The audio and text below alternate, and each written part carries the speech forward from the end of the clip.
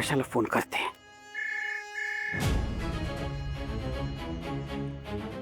Hello Mandatai, बोला. काय हवंय आता? काही नकोय मला तुमच्याकडनं. बाई, तुम्ही जर तुमच्या मुलांवर चांगले संस्कार केलेत ना तर खूप उपकार होतील आमच्यावर. एक मिनिट हा. तुम्ही काय आणि कोणाशी बोलताय ना याचं भान ठेवा. चांगलं भान आहे मला, चांगलं भान आहे. एक तर तुम्ही या अशा, तुमची मुलगी ती तशी आमच्या गळ्यामध्ये मारली आहे तुम्ही, ती बिनकामाची. जरा काही काम सांगितलं की ती आमच्यावरच आळ घेते. मग सगळे लोक आम्हालाच ओरडतात, माझ्या घरातले सगळे मलाच नको नको ते बोलतात. आणि तुमचा मुलगा तर त्याच्यापेक्षाही वरचढ आहे. अहो काय हो, जरा तरी चांगली शिकवण द्यायची की आपल्या मुलांना. मी तुमच्या घरी आले होते त्यावेळेला मला म्हणालात ना, मी माझ्या मुलांना खूप चांगले संस्कार दिलेले आहेत, खूप चांगलं शिकवलंय. कुठे लपले तुमचे संस्कार? चिपात मुलांवर लक्ष नाहीये तुमचं. काय करत काय असतं दिवसभर तुम्ही? नुसते दागिने घालून मिरवत असता. बोला बोला बोला. एक मिनिट बस करा. आज आमच्याकडे खूप छान कार्यक्रम आहे. तुमची फालतूची बडबड ऐकायला मला अजिबात वेळ नाही आणि इंटरेस्ट तर त्याहूनही नाही. हो ना, चालेल ना. मला पण तुमच्या फाटक्यामध्ये ना पाय घालायची हौस नाहीये. नशीब समजा मी तुम्हाला फोन केलाय ते. जे काही तुम्हाला माझ्याकडनं कळणार आहे ना ते दुसरं कोणी सांगायच्या अगोदर मी तुम्हाला सांगणार आहे. सगळं काही कळणार आहे तुम्हाला माझ्याकडनं. दुसऱ्या कोणाकडून म्हणजे काय करणार आहे? फालतूचं बोलणं बंद करा आणि मुद्द्यावर या. येते मुद्द्यावर येते. मला तुम्ही सांगा, तुमच्या घरी तुम्ही ती मदतनीस ठेवली ना चिंगी, तिच्यावर तुम्ही चोरीचा आळ घेतलात ना? तुम्हाला कसं कळलं? मुद्दा तो नाहीये, पण तुम्ही आळ घेतलात ना. खरी चोरी तुमच्या मुलाने केलीये. आता बोला. तुम्हाला माहितीये का, समररावाच्या केबिन मधून ना त्यांनी ते पैसे काढले आणि ती चेन पण काढली. आणि तेव्हा जेव्हा तो हे सगळं काढत होता ना तेव्हा आमचे हे तिथे होते आणि यांनी सगळं पाहिलं. आता काय? आता सगळं कळणार समररावांना आणि स्वानंदीला.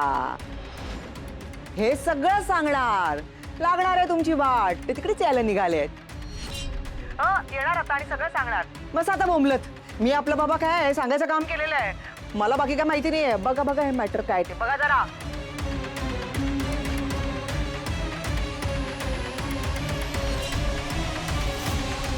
समररावाच्या केबिन मधून ना त्यांनी ते पैसे काढले आणि ती चेन पण काढली. आणि तेव्हा जेव्हा तो हे सगळं काढत होता ना तेव्हा आमचे हे तिथे होते आणि यांनी सगळं पाहिलं.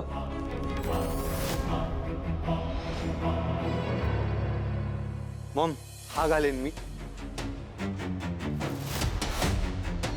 इतक्या वेळेस समजवलं ना तुला. सारखी तीच माती कशी काय खातो तू? काय केलं मी? तू समरच्या ऑफिसमध्ये गेला होतास ना? हो, मला कॅश हवी होती आणि मी मिळवली. मोठा हात मारलाय मी. अच्छा, कौतुक करायचं सोडून कॉलर काय धरतीयस तू माझा? मग काय पूजा करू तुझी? अरे कॅश आणि चेन चोरताना त्या स्वानंदीच्या बापाने बघितलाय तुला. हा, होता तो म्हातारा तिकडे. कशाला आलेला माहित नाही. त्याचं काय? तुला डोकं कमी आहे का? हा, तोंड वर करून मला काय विचारतो? Maugham, chill. प्रत्येक वेळेस माझी अक्कल काढायची गरज नाहीये. मी केलंय त्या म्हाताऱ्याला हँडल. काय करणार नाही तो. टेन्शन नको घेऊस. अरे तुझ्यासारखा मुलगा आहे ना मला, म्हणून मला टेन्शन येतं.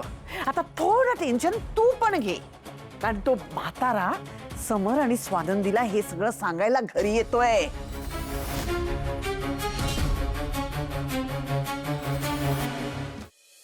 बरं, कॅश घेतली असतीस पण समरची चेन उचलायची काय गरज होती तुला?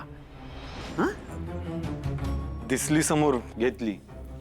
दिसली समोर, घेतली. अरे सोन्याची चेन आहे ती. घेतलीस ती घेतलीस, पण त्या चिचुंद्रीला का दिलीस? असंच. असंच म्हणजे काय चाललंय तुझं? खरं सांग अंशू. काही नाही चाललंय ग मॉम. मग सोन्याची चेन त्या मोलकर्णीला का दिलीस? मॉम, अगं ती चेन माझ्याकडे ठेवण्यात रिस्क होती म्हणून तिला दिली मी. पण तू इशू केला. काय गरज होती अख्खं घर डोक्यावर घ्यायची?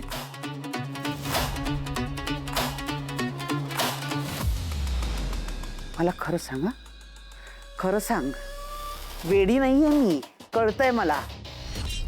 नको तेवढं स्वतःचं डोकं चालवतोस. अरे मला सांगायला काय झालं होतं, मला वाटलं तिने चोरी केली, तिच्यावर आळ घेतला ना मी. एवढा मोठा इश्यू केला मी. आणि तशी ती मुलगी मला आवडत नाहीच. ओव्हर स्मार्ट आहे, अतिशय आगाऊ आहे. खरं सांग, तिला का चेन दिलीस? माझ्याकडे बघ आणि सांग. काय करू मी घरात बसून बसून? केला थोडं टाइमपास. शू टाइमपास केला? अरे ती घरातली मोलकरीण आहे रे. म्हणूनच गप्प बसेल. पगार दिला आणि अशा 2-4 गोष्टी दिल्या ना, शांत बसेल ती. तोंड उघडणार नाही कुठे. एक लक्षात ठेव, काहीही झालं ना तरी हे प्रकरण आपल्या अंगाशी आलं नाही पाहिजे. हे धंदे आता बाज कर. टाइमपास करतोय, टाइमपास ठीक आहे, पण जास्त डोक्यावर बसवू नको. नाचेल ती, नाचेल. ज्याची लायकी नाहीये त्यांना सोन्याचे दागिने देतोय. बस कर आता, बस. नाही मॉम, सांगितलं ना टाइमपास आहे तो फक्त. आणि ती पोरगी पण चालू आहे, ती पण टाइमपास करतीये. तिला डोक्यावर बसवायला मी काय मूर्ख आहे? जाऊ दे, ते सोड आता. करायचं काय ते सांग. वाटलं नव्हतं त्या म्हाताऱ्यात एवढी हिंमत असेल. दिसला तेव्हाच डोकं फोडायला पाहिजे होतं त्याचं. इथून पुढे आता काय करायचं ना, त्याचा विचार कर. काही झालं तरी समर आणि स्वानंदीला काही कळता कामा नये. त्या थेरड्याबरोबर बाहेरच्या बाहेर बोल आणि मिटून टाक. येस मॉम, मी बघतो माझ्या पद्धतीने. अंशू, आपलं नाव कुठेही येता कामा नये.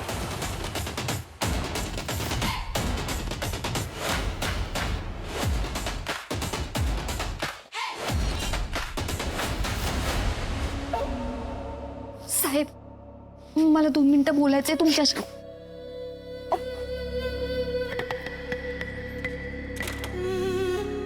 काय चाललंय तुझं? बघेल ना कोणतरी आपल्याला बोलताना. अंशा, माझं ना डोकंच चालत नाहीये. त्या मल्लिका मॅडम आहेत, त्या तुमच्यासाठी स्थळ बघतात आणि तुमचा बघायचा कार्यक्रम आजच आहे. माहितीये मला, आत्ताच कळलं. तुम्हाला माहितीये? हो, पण मग का आपलं प्रेम? मी तुम्हाला आधीच सांगते, मी तुमच्याशिवाय नाही जगू शकत. आणि तुम्ही पण मला म्हणालेलात की चिंगी, मी तुझ्याशिवाय नाही जगू शकत म्हणून. हो ग बाई, माहितीये मला. हो, पण मग तुम्ही तरी सुद्धा मुलगी बघणार आहे? नाही बघू शकत मी मुलगी. खरंच? असं नाही सांगू शकत मी त्यांना. हो, पण मग आपलं काय? चिंकी, जरा डोकं चालव. हा कार्यक्रम दादानी आणि मॉमने अरेंज केलाय. मी जर नाही म्हणालो ना, घरातून हाकलतील मला. ते चालेल तुला? नाही हो, मला नाही चालणार आहे. पण माझ्या डोळ्यांसमोर मी असं तुमचं लग्न कुठल्या दुसऱ्या मुलीशी ठरतंय हे नाही बघू शकत, नाही सहन करू शकत. मी काय म्हणते की आपण असं करूया, आपण स्वानंदी वहिनींना ना आपल्या प्रेमाबद्दल सगळं खरं सांगूया. त्या आपली खरंच वेळ लागलाय का तुला? कोणालाही काहीही बोलू नकोस, खास करून वहिनीला. हो, पण मग आता आपण काय करायचं? मला नाही माहित. मी आजपर्यंत दादाच्या शब्दाबाहेर कधी गेलेलो नाहीये आणि आज पण नाही जाऊ शकत. माझ्या हातात काही नाहीये.